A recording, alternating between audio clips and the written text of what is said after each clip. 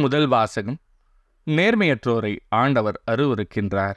நீதிமொழிகள் நூலிலிருந்து வாசகம். அதிகாரம் 3 இறைவசனங்கள் 27 முதல் 35 முடிய. உன்னால் நன்மை செய்யக்கூடுமாயின் தேவைப்படுபவருக்கு அந்த நன்மையை செய்ய மறுக்காதே.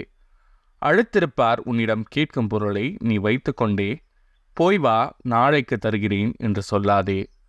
அழுத்திருப்பாருக்கு தீங்கிழைக்க திட்டம் தீட்டாதே. அவர்கள் உன் அருகில் உன்னை நம்பி வாழ்கின்றவர்கள் அல்லவா? ஒருவர் உனக்கு ஒரு தீங்கும் செய்யாதிருக்கும் போது அவரை வீண் பாதத்திற்கு இழுக்காதே. வன்முறையாளரை கண்டு பொறாமை கொள்ளாதே.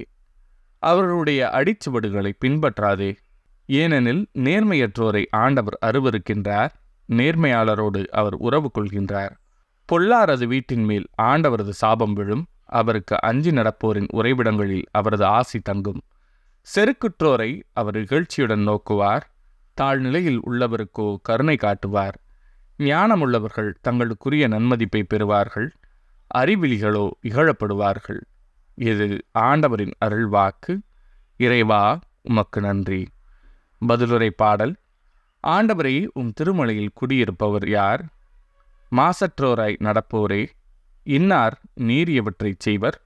உளமாற உண்மை பேசுவர். தம் நாவினால் புறங்கூறார். ஆண்டவரே, திருமலையில் குடியிருப்பவர் யார்? தம் தோழருக்கு தீங்கிழையார். தம் அடுத்திருப்பவரை பழித்துரையார். நெறித்தவரை நடப்போரை இழிவாக கருதுவர். ஆண்டவருக்கு அஞ்சுவோரை உயர்வாக மதிப்பர். தமக்கு துன்பம் வந்தாலும் கொடுத்த வாக்குறுதியை மீறார். ஆண்டவரே, திருமலையில் குடியிருப்பவர் யார்? தம் பணத்தை வட்டிக்கு கொடார். மாசற்றோருக்கு எதிராக கையூட்டு பெறார். இவ்வாறு நடப்போர் என்றும் நிலைத்திருப்பர். ஆண்டவரே, திருமலையில் குடியிருப்பவர் யார்? நற்செய்தி வாசகம். உள்ளே வருவோருக்கு ஒளி கிடைக்கும்படி அதை விளக்கு தண்டின் மீது வைப்பர்.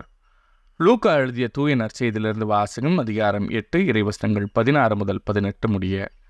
அக்காலத்தில் மக்கள் கூட்டத்தை நோக்கி இயேசு கூறியது: எவரும் விளக்கை ஏற்றி அதை ஒரு பாத்திரத்தால் மூடுவதில்லை, கட்டிலின் கீழ் வைப்பதில்லை.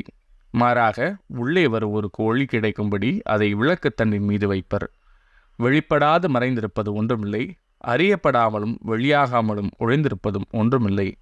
ஆகையால் நீங்கள் எத்தகைய மனநிலையில் இருக்கிறீர்கள் என்பது பற்றி கவனமாயிருங்கள். உள்ளவருக்கு கொடுக்கப்படும், இல்லாதவரிடமிருந்து தமக்கு உண்டென்று அவர் நினைப்பதும் எடுத்துக்கொள்ளப்படும். இது ஆண்டவரின் அருள்வாக்கு. கிறிஸ்துவே, உமக்கு புகழ்.